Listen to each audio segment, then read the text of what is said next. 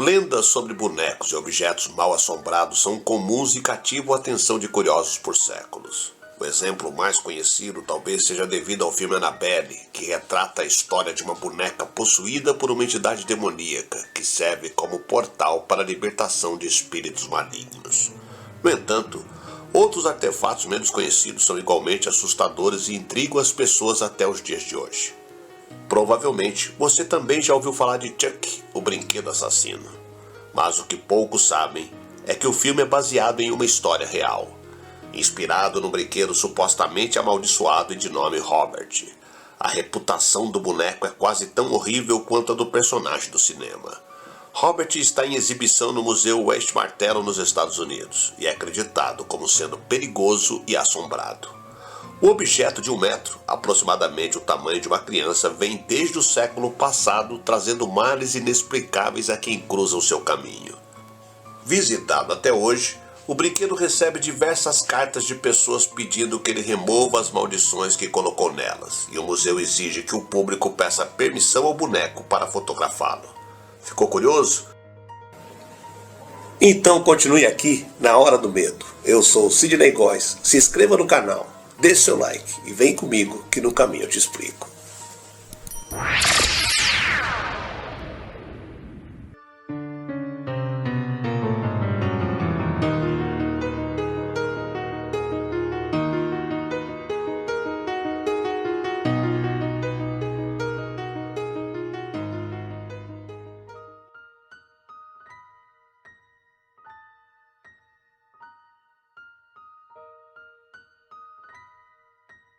Uma criança de 10 anos é acordada no meio da noite e encontra um de seus mais queridos companheiros diurnos, um boneco de pano, olhando para ele no pé da sua cama. Há algo antinatural nos seus olhos de vidro, no seu rosto inexpressivo. A criança, por nenhuma razão que possa entender, fica paralisada de medo. Do outro lado da casa, a mãe é despertada pelos gritos de seu filho e os sons de móveis sendo derrubados. Ela corre ao seu quarto, em pânico, para encontrar a porta trancada. Do outro lado da porta, ela pode ouvir os sons de caos e risadas, cortadas apenas pelos gritos de seu filho chamando por ela, pedindo por socorro. Quando finalmente ela arromba a porta, encontra seu filho ainda encolhido, o quarto completamente destruído, e um boneco de pano sentado placidamente ao pé da sua cama. Robert fez isso, diz o menino em sussurro trêmulo. Não é incomum que crianças tenham amigos imaginários, e não são poucas as vezes que uma criança travessa põe a culpa de algum erro ou alguma presença espectral em seu brinquedo favorito, e os pais logo classificam a criança como sendo de imaginação fértil. Mas o que acontece quando o brinquedo começa a atormentar a criança e a aterrorizar qualquer um que viva na casa? Assim é o estranho caso de Robert, o boneco assombrado de Kanye West, na Flórida. A construção, agora conhecida como a Casa do Artista, foi construída em 1898 pelo Sr. e Sra. Thomas Otto. Segundo muitos registros, eles eram abastados, mas abusivos com relação aos seus empregados. Uma jovem servente jamaicana, que havia sido gravemente maltratada e aparentemente hábil nas artes do voodoo, presenteou seu filho Robert Gene Otto em 1906 com um boneco de pano costurado à mão de aproximadamente 1 metro de altura, para que fosse seu companheiro e amigo por toda a sua infância. Esse tipo de encantamento de algumas práticas voodoo envolveria um pequeno cristal colocado em um objeto, impregnando-o assim com a energia roubada da alma do dono. Na época que o boneco foi presenteado ao menino, sua irmã havia morrido recentemente e ele estava muito impressionável. Gene tomou imediatamente o boneco e deu-lhe o primeiro nome, Robert, e exigiu que a partir daquele dia ele deveria ser chamado de Eugene, quem levava o brinquedo a todos os lugares. Dizem que os pais muitas vezes ouviam ele lá em cima conversando com o boneco e respondendo com uma voz completamente diferente. Mas coisas estranhas começaram a ocorrer como infortúnio que começaram a recair sobre a família. E sempre Gene aparecia segurando o Robert com sua roupa branca de marinheiro e declarando: Robert fez isso. Enquanto que, aos olhos de quem estava de fora, seria obra de uma criança indisciplinada.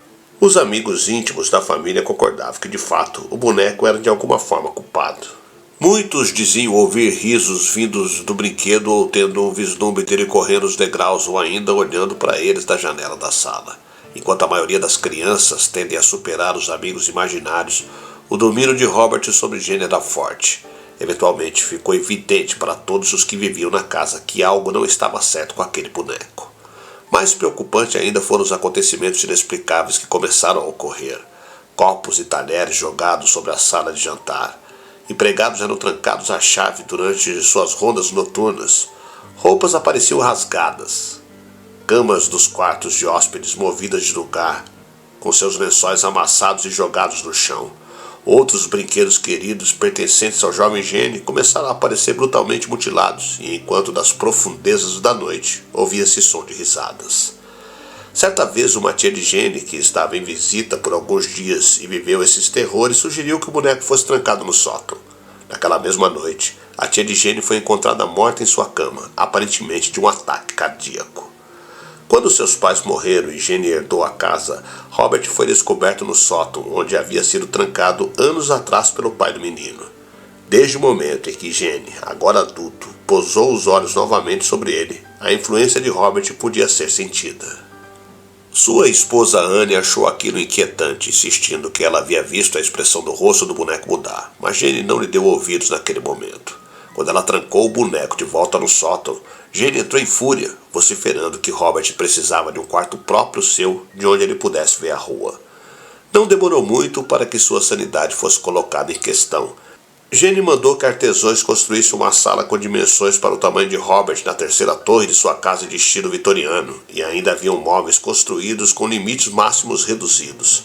Jenny se recusou a permitir que as pessoas visitassem o boneco, e por boas razões. Crianças a caminho da escola para casa afirmavam terem visto Robert se movimentar nas janelas do andar de cima, encarando-a mesmo quando ninguém estava em casa. Em algumas ocasiões, teriam avistado ele saltando da janela do seu quarto para passar para outra do lado oposto. Algum tempo e muitos acontecimentos inexplicáveis depois, Jenny teve o suficiente e decidiu colocar Robert no sótão. Robert, ao que parecia, tinha outros planos. As visitas podiam ouvir algo andando para trás e para frente no sótão, embora ninguém estivesse lá em cima, e várias vezes risadas demoníacas irrompiam nas noites calmas. Mesmo outros cidadãos de Key West haviam ouvido falar sobre Robert e seus maus hábitos. Jenny, que insistia em dizer que Robert estava no sótão, ficou bastante surpreso ao encontrá-lo na cadeira de balanço perto da janela da sala da torre. Ele pegou o boneco e o levou de volta ao sótão, apenas para encontrá-lo novamente na cadeira de balanço quando voltou para baixo.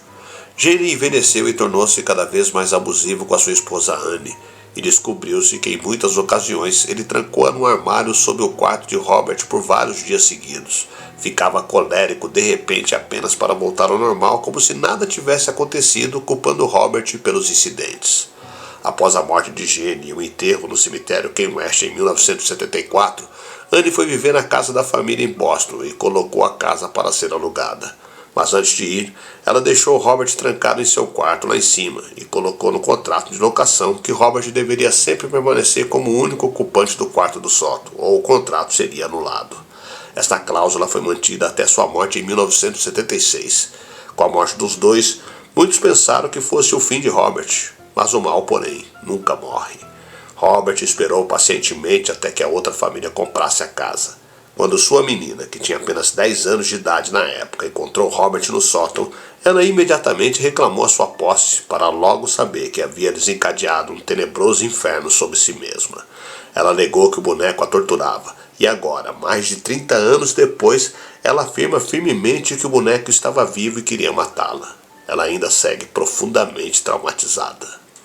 Naquele mesmo tempo, incomodados com as afirmações da menina, os ocupantes da casa trancaram o boneco em um baú no sótão. Enquanto histórias assombradas de bonecas não são incomuns, o caso de Robert é o único que muitos afirmam ter testemunhado o seu mal em primeira mão. Os visitantes que viram ele afirmam ter testemunhado sua expressão transformando-se em um sorriso ameaçador, e o encanador uma vez fugiu da casa alegando ter ouvido uma risadinha vinda do brinquedo. Depois de muitos anos, Robert finalmente foi redescoberto em um depósito do West Martello Museu e, devido à demanda popular, foi colocado em exposição. Muitas pessoas têm especulado que Robert perdeu suas energias enquanto ele ficou preso no baú por todos aqueles anos. No entanto, agora que ele mais uma vez tem contato com humanos, ele estaria drenando energia. Curadores do museu relatam que Robert sempre muda de posição durante a noite, mesmo que ele esteja trancado atrás do vidro de uma caixa de tijolos com portas de madeira fechadas de 3 polegadas e barras nas janelas. Robert ainda veste a sua roupa de marinheiro branca e segura seu leão de pelúcia, e teria feito também muitas brincadeiras de mau gosto com aqueles que cuidam dele. O empregado do museu certa vez limpou Robert e foi embora trancando as portas atrás e desligando as luzes antes de ir. Quando ele chegou no dia seguinte, várias luzes, incluindo uma perto da caixa de Robert, estavam acesas e Robert estava colocado de forma diferente de quando o empregado viu ele pela última vez. Mais estranho ainda é que as solas dos sapatos de Robert estavam revestidas de poeira frescas, como se ele tivesse andado pelo museu. Ainda por cima, os funcionários relatam ouvir o som de alguém batendo no vidro quando passam pela caixa de vidro onde Robert se encontra. Quando eles se voltam para olhar, eles veem a mão de Robert pressionada contra o vidro. Hoje, Robert vive confortavelmente, embora bem guardado. Os visitantes são bem-vindos para vê-los, apesar que tirar fotos tem provado ser uma tarefa difícil. Câmeras tendem a parar de funcionar quando apontam para o boneco, apenas para reiniciar o seu funcionamento normal fora dos muros do museu. Dizem que se um visitante quer tirar uma foto do boneco, deve primeiro pedir educadamente a sua permissão. Aqueles que não fazem isso afirmam que a foto aparece borrada e que Robert aparece com a cabeça em posições estranhas na imagem. Embora Robert esteja disponível para receber visitantes durante todo o ano, o melhor momento de visitá-lo, uma prática recomendada e seguida pela equipe do museu, é durante o mês de outubro. Durante o mês, Robert é tirado do museu e ocupa a histórica casa da alfândega alguns quarteirões abaixo. É durante esta época do ano em que ele estaria mais ativo e os funcionários sempre deixam um saco de balas de menta para persuadi-lo a se comportar, e eles juram que sempre há menos doces na manhã seguinte. Robert foi exibido na TapesCon, uma convenção paranormal realizada na Flórida em maio de 2008. Esta foi a primeira vez que ele deixou Kane West em seus, naquele momento, 104 anos de existência. Em 1988, estreou nos cinemas o filme Brinquedo Assassino, com a seguinte sinopse: um serial killer é morto em um tiroteio com a polícia, mas antes de morrer utiliza seus conhecimentos de voodoo e transfere sua alma para um boneco. O menino ganha exatamente este brinquedo como presente da sua mãe. O menino tenta alertar que o boneco está vivo, mas sua mãe e o detetive da polícia só acreditam nele após o brinquedo ter feito várias vítimas. Mas o boneco está realmente interessado no garoto, pois só no corpo dele poderá continuar vivo, e isto coloca a criança em um grande perigo. O boneco do filme chama Chuck, e o boneco Robert e sua história foi a inspiração para ele. O filme fez enorme sucesso e gerou algumas sequências, como seguido por Brinquedo Assassino 2, em 1990, Brinquedo Assassino 3, em 1992, A Noiva de Chuck, em 1997 e O Filho de Chuck, em 2004.